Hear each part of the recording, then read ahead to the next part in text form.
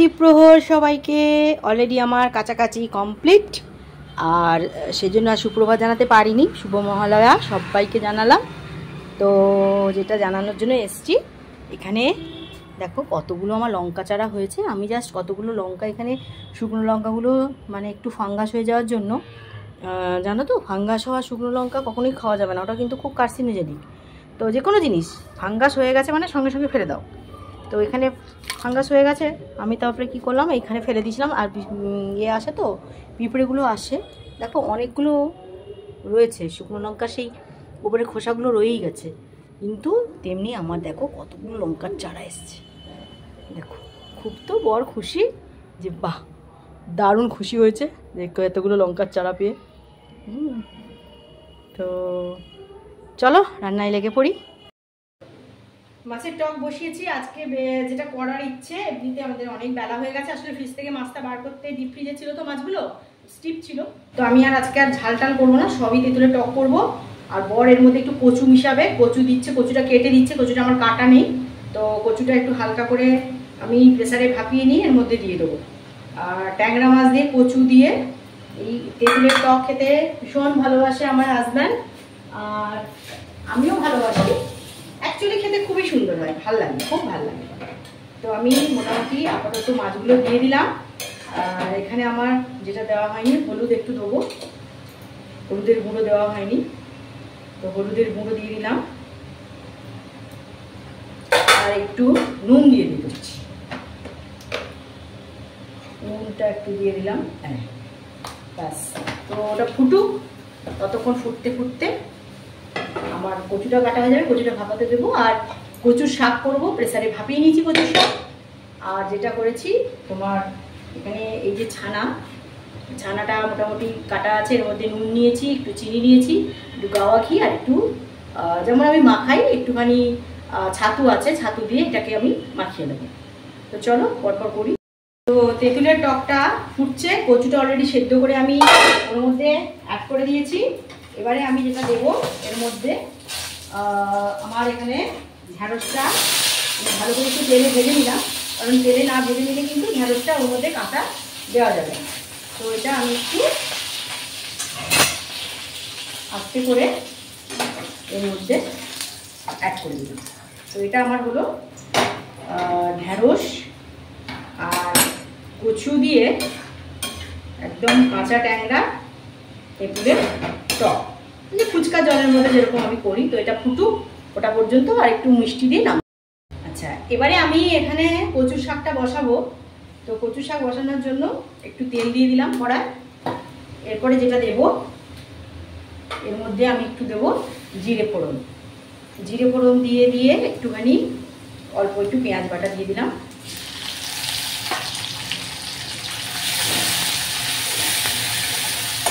পেঁয়াজ বাটাটা ভাজা ভাজা হতে হতে ওর মধ্যে একটু রসুন বাটা দিলাম, দিলাম একটু আদা বাটা,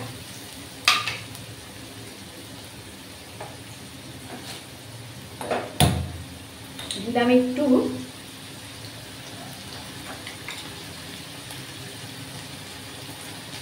আদা, আর একটু আদা দিয়ে দিলাম,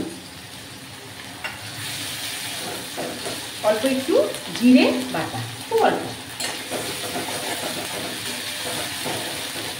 কচুর শাকের মশলাটা কষতে কষতে এর মধ্যে আমি একটু কাঁচা ছোলা ভেজানো আছে, ছোলা ভেজানো দিই।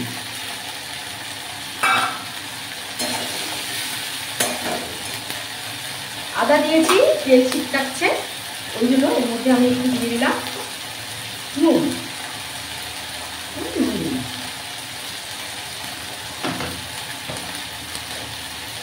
দিলাম একটু হলুদের গুঁড়ো। মশলাটা একটু কষে আসছে। তো মোটামুটি এখানে সবজিটা ভালো করে একটু কষা হয়ে গেছে। এবারে এর মধ্যে সবজি দেবো, তার আগে যেটা দেবো, এখানে নকুলদানাটা মিষ্টিটা কি হয়েছে, এই নকুলদানাটা ঠাকুরের, কিন্তু এর মধ্যে পিঁপড়ে ঢুকে গেছে বলো, সেই জন্য আর এটাকে তো ঠাকুরকে দেওয়া যাবে না। তো এই জন্য আমি এখন এই নকুলদানাগুলো তরকারিতে চালিয়ে দিচ্ছি। আচ্ছা, এবারে এই যে আজকে সবজি দিয়ে তেঁতুলের টকটা হচ্ছে, সেখানেও একটু মিষ্টি দেবো। সেখানে ওই যে 4টে নকুলদানা দিয়ে দিলাম। আচ্ছা, যেটা সব থেকে মজার যে আজকে যেহেতু তেঁতুলের টকটা সবজি দিয়ে করছি, সেই জন্য তেঁতুলের টকে আজকে কিন্তু একটু সর্ষে বাটা আমি মেশাবো। খুব অল্প একটু সর্ষে বাটাই দিলাম। হয়ে এসছে আমার টকটা অলরেডি। তো ওর মধ্যে কিন্তু আমি একটু সর্ষে বাটা দিয়ে দিলাম। কাঁচা মাছের তেঁতুলের টক সমস্ত সবজি দিয়ে বানানো। তো এর মধ্যে আমি দিয়ে দিলাম নামানোর আগে অল্প একটু সর্ষে বাটা। জাস্ট সিম করে দিয়েছি, একটু ফুটে যাবে, দিয়ে কাঁচা সর্ষের তেল দিয়ে আমি ওটাকে নামিয়ে নেব। দেখো, কচু শাকের মশলাটা আমার ভালো রকম করে কষা হয়ে গেছে। এবার এর মধ্যে আমি যেটা দিইনি, দেবো একটুখানি গরম মশলার গুঁড়ো। গরম মশলা আমি তো ব্যবহার করি না, জানো, বিরিয়ানি মশলাই ব্যবহার করি সবটাতে। তো ওইটা একটু দিলাম। সঙ্গে দিলাম একটু লঙ্কার গুঁড়ো। লঙ্কার গুঁড়োটা ঢালছি না, ঠান্ডা পড়ে গেছে, মানে বৃষ্টিতে না ঠান্ডায় জমে যাচ্ছে, ময়েশ্চার লেগে যাচ্ছে। তো ওই জন্য আমি চিকচিকিতেই রাখছি। যখন লাগছে একটুখানি হাত ধুয়ে নিয়ে নিচ্ছি, কিছু করার নেই। বার করে রাখলেই দেখছি ডালা পাকিয়ে যাচ্ছে। তো অলরেডি সুন্দর করে আমার কষা হয়ে গেছে। লঙ্কা দিয়ে দিলাম, বেশ একটু সুন্দর কালারও এসে গেছে। এইবার এর মধ্যে আমি এই যে আমার কচু শাকটা ভাপানো ছিল, এই যে সবাই জানো কচু শাক, এটা মিশিয়ে দিলাম। ভালো করে মিশিয়ে দিয়েছি। এবার মশলার সঙ্গে ছোলা, কাঁচা লঙ্কা, আদা বাটা, একটু জিরে বাটা সব দিয়েই করেছি। এটা ভালো করে কষে গেলে, মিষ্টি তো দিয়েছি, সব কিছু একসঙ্গে মিশে গেলে গরম ভাতে এর থেকে উপাদেয় খাবার কিন্তু আর নেই। তো আর একটা দেখিয়ে দিই, একদম দিয়েটা চলে যাবো। এইটা আবার অলরেডি হয়ে গেছে টকটা। টকের মধ্যে আমি একটু কাঁচা সর্ষের তেল একটু অ্যাড করবো। এটা আচারি ভাব আসবে। খুব কম তেলেই করেছিলাম, তো মাছটা তো একদম ভাজিনি, জাস্ট এক বিন্দু তেলে করেছিলাম, তার জন্য একটু অল্প তেল আমি এর মধ্যে ছড়িয়ে দিলাম। এবারে ছানার ডালনাটা করব। তো এই যে তেল, সর্ষের তেল, আর তার মধ্যে একটু ঘি দিয়েছি। এর মধ্যে আমি এই যে ছানা, একটু গরম মশলার গুঁড়ো, একটু চিনি, একটু নুন, আর একটু হালকা গাওয়া ঘি দিয়ে একটু ছাতু দিয়ে মেখে রেখেছি। বড়াগুলো ভাজবো। আর এখানে যেটা আলু দেবো, আলুটা অলরেডি আমি ভাপিয়ে আগে রেখে দিয়েছি। আর বাটনা যেটা দেবো, একটা টমেটো, পেঁয়াজ একটা বেটে রেখেছি। আর এখানে দেবো একটুখানি আদা, কাঁচা লঙ্কা বাটা, জিরে বাটাও দেবো। আর ওখানে কি করছি বলো তো, ওই একটা ভোলা মাছ তোমাদের জামাইবু খায়নি, জানো, রেখে দিয়েছে, ফেলে দেবো বলো। তো ওইটাকে একটুখানি কালো জিরে দিয়ে আর একটুখানি পেঁয়াজ বাটা দিয়ে আমি এটাকে আরেকবার একটু রিমর্নিং করে দেবো। একটু আদা বাটা ছিল, সেটাও একটু দিয়ে দিই। আর একটু নুন দিয়ে ওটাকে একটু আমি রিমর্নিং করে নেবো। কারণ মাছটা ফেলে দেওয়ার মতো নয়, মাছটা বেশ টাটকা মাছ, খুব সুন্দর ভোলা মাছ, বড় ভোলা মাছ, ফেলতে মন চাইছে না, দেখেছো, এইটা খাইনি বলে এত বড় মাছটা খেতে পারে। এই জন্য আবার এটাকে একটু রিমর্নিং করে দিই, জাস্ট একটু শুকনো শুকনো করে দেবো। মশলাটা সব দেওয়া আছে,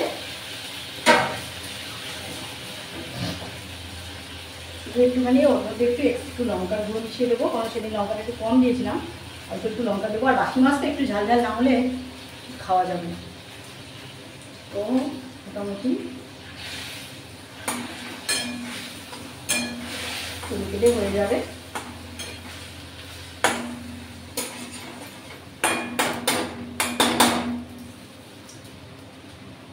এটা হতে থাক। আচ্ছা, এখানে আমার অলরেডি তেলটা গরম হয়ে গেছে। এই তেলটাকে আমি কড়ায় গড়িয়ে নেব, কারণ কি আমাকে এখানে ভাজতে হবে। তো আমি আস্তে করে এক একটা বড়া দিয়ে এই তেল আর ঘিয়ের মিশ্রণে আমি ভেজে নেব।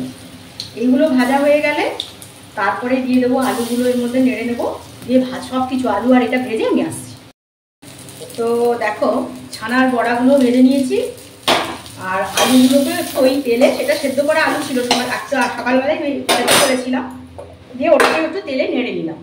এবারে যেটা করব, আমি একটু তেল দেব। এবারে আমার রান্নার প্রিপারেশনটা আমি চলে এলাম। তেল দিয়েছি, তেলটাকে একটু গরম হতে দিতে হবে। সম্ভব গরম করেছে, বুঝেছো, কিছু করার নেই গো, রান্না তো করতেই হবে। তো একটু দিয়ে দিলাম জিরে ফোড়ন, তার সঙ্গে অল্প একটু হিং। আমি জানো একটু হিং ফোড়ন দিই এই তরকারিগুলোতে, একটু হিং ফোড়ন দিলে টেস্ট খুবই ভালো হয়। আর এটা একটা মশলা, আজকে আমি কসুরি মেথি দেবো না, কারণ এটা পনির টাইপের হচ্ছে না তো, ছানার ডালনা। তো এর মধ্যে আমি কি করেছি দেখো, পেঁয়াজ আর টমেটো একসঙ্গে, আমি শুধু পেঁয়াজ আর টমেটো আছে,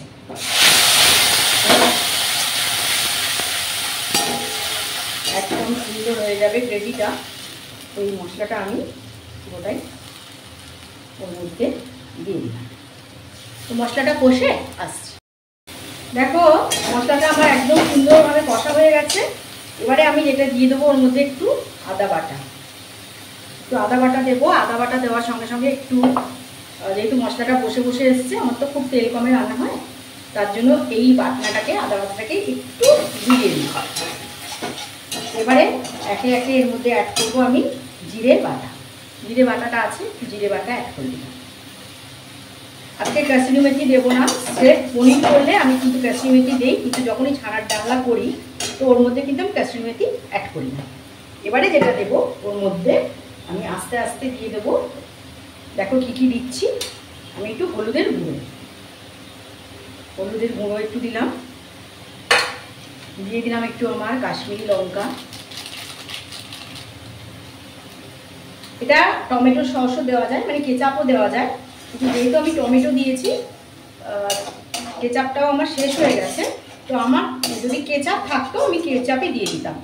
আচ্ছা, সঙ্গে দিয়ে দেবো একটু বিরিয়ানি মশলা, একটু ছানার তরকারি তো একটু বিরিয়ানি মশলাটা দিলে গন্ধটা ভালো হয়।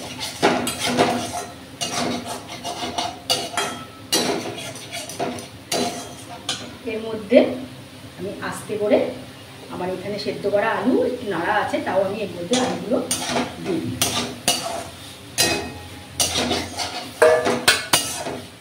দারুণ গন্ধ বেরিয়েছে। এমনিতে হিং ফোড়ন দিয়েছিলাম, তারপরে একটু জিরে বাটা, আদা বাটা, বিরিয়ানি মশলার গন্ধ হয়, সেটার একটা গন্ধ বেরিয়েছে। এবার আমি এর মধ্যে একটু নকুলদানা দিয়ে দেবো। এই যে নকুলদানাটা বললাম না, এই নকুলদানাটা মানে পিঁপড়ে লেগে গেছে, ওই জন্য আর আমি ঠাকুরকে আর দিতে পারিনি। তো এইগুলো তরকারিতে দিয়ে আমি ব্যবহার করে নিই। তো এবার আমি একটু এর মধ্যে জল দিলাম, আর একটু জল লাগবে, কারণ ছানার যে কোপ্তা বলো, ছানার মানে বড়া বলো, যাই বলো, ওইগুলো কিন্তু ওই জলটাকে আমার টেনে নেয়। তো এটাকে একটু ফুটতে দিয়ে দিই, একটু ফুটে উঠলে এবার এর মধ্যে আমি ছানার এই ভাজা ছানাগুলো দিয়ে দেবো, আর আমার রান্নাটাও কমপ্লিট হয়ে যাবে। আর একটু গাওয়া ঘি দিয়ে দেবো, ব্যাস। যেটা একদম দেওয়া হয়নি সেটা হচ্ছে নুন। তোমরাও তো আমাকে কেউ মনে করে দাওনি যে আমি নুন দিইনি, তো আমাকে একটু অল্প নুন দিয়ে দিলাম। এই নুনটা কাটানো বিশাল একটুখানি দিলেই কেমন হয়ে যায়। আচ্ছা, এবার ফুটছে, এবার আস্তে আস্তে আমি এর মধ্যে ছানার বলগুলো বা বড়াগুলো আস্তে আস্তে আমি এর মধ্যে মিশিয়ে দিলাম। যা মশলা টশলা সব এর মধ্যে ঢুকে যাবে। এবার এটা জাস্ট আর 5 মিনিট খানি ফুটিয়ে এর মধ্যে আমি ঘিটা দেব। অলরেডি আমার হয়ে গেছে, একটু ঝোল রেখেছি কারণ বড়াটা আলু ঝোল টেনে নেবে। তো এবারে আমি যেটা দিয়ে দেবো একটু আমার ঘরে তৈরি গাওয়া ঘি, ব্যাস। এবারে আমার এই যে ছানার তরকারিটা, ছানার কোপ্তা বলো, ছানার ডালনা বলো, যে নাম যে যার ইচ্ছে সেই নামে ডাকো, অলরেডি আমার এটা রেডি হয়ে গেছে। আলু থালু অবস্থা মারাত্মক, পাগল। তো যেটা হয়েছে কচুর শাক, তো এইটা আমরা এখন খেয়ে নেবো, আর এটা আমি রাত্রের জন্য রাখছি, হয় রাত্রে খাবো কি কাল সকালে। তারপরে এইটা হচ্ছে একটা মাছের ঝুড়ি ভাজা করেছি, সেই ভোলা মাছটাকে ঝুড়ি ভাজা করে নিয়েছি। এই ঝুড়ি ভাজাটা আমার মিরগুদা থেকে শেখা, আমার টুপা কাকু খুব ভালো বানাতো। তো আমাদের আগে মাছ টাছগুলো ওই একটু জাস্ট মাছটা মরে গেছে উঠে পড়তো না ভেসে, তক্ষুনি ধরা হয়েছে। তো কাকু এটা পেঁয়াজ রসুন টসুন দিয়ে একটু ঝিরঝির করে ভাজতো, দারুণ খেতে হতো, মানে রুটি দিয়ে ভাত দিয়ে খুবই ভালো লাগে। তো সেই প্রিপারেশনটাতেই ভোলা মাছটা ঝুড়ি ভাজা করে নিয়েছি। আর এটা তো ওই যে তোমার ছানার ডালনাটা বললাম, আর এটা একটুখানি রেখে দিচ্ছি, এটা আর এবেলা খাবো না, এটাই নিয়ে নিচ্ছি এবেলা। আর এই যে তেঁতুল দিয়ে কাঁচা তেঁতুলেরই টক, তাতে একটু সর্ষে বাটা দিয়েছি, কচু আর ঢ্যাঁড়স দিয়ে এই যে মাছের টকটা, এটা জামাইবাবু কাল খাবে সকালে, আর এইটা আমরা এখন লাঞ্চে এই টকটা আমরা নিয়ে নিচ্ছি। এটাই হচ্ছে আজকে আমার মেনু। চলো বাই, ভালো থেকো সবাই, সুস্থ থেকো, বাই।